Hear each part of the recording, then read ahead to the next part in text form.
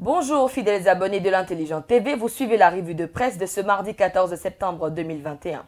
Démarrons avec le journal Le Temps qui affiche à sa une que l'ex-président ivoirien Gbagbo est sur le terrain. Le président actuel Alassane Ouattara panique.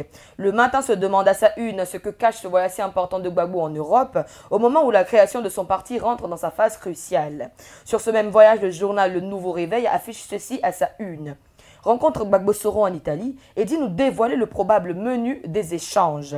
Pendant ce temps, en situation sociopolitique, le journal Le Jour Plus nous confie à sa une que la guerre Gbagbo-Simone Veil aura lieu. L'expression renchérit en disant que Simone Veil prépare la riposte après avoir été humiliée par Gbagbo. Chez nos confrères du quotidien Dernière Heure Monde, la une nous parle de ce qu'il reste du testament politique de Charles Konan Banny, décédé le vendredi 10 septembre 2021 dernier.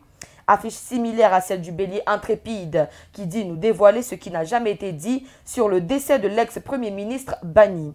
Le confrère dit nous offrir les révélations de son neveu Tidjane Thiam qu'il faudra découvrir en parcourant ce journal. Investissement en Côte d'Ivoire, la une de Fraternité Matin affiche l'appel du Premier ministre de l'État ivoirien Patrick Hachi aux Allemands et aux Tchèques. Son de cloche contraire à la une du quotidien Le Bélier qui dit que Patrick Hachi se heurte au faucon du RHDP et que le régime doute de lui. Rentrée scolaire en Côte d'Ivoire hier lundi 13 septembre 2021, notre voix parle à sa une de la confusion autour des frais annexes.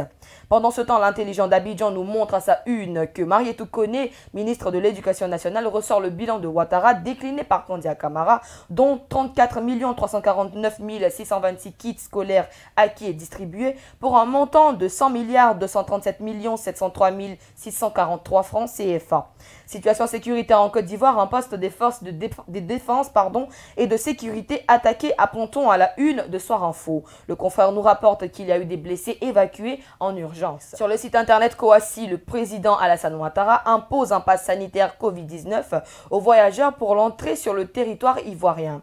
Terminons cette revue de presse avec le site internet Afrique sur 7 qui parle du décès d'Hélène, épouse d'Hubert Oulaye, ce lundi 13 septembre 2021 dernier. C'est tout pour aujourd'hui. Merci de nous avoir suivis. D'ici là, portez-vous bien tout en espérant que vous lirez ces journaux et sites internet. Que Dieu nous garde.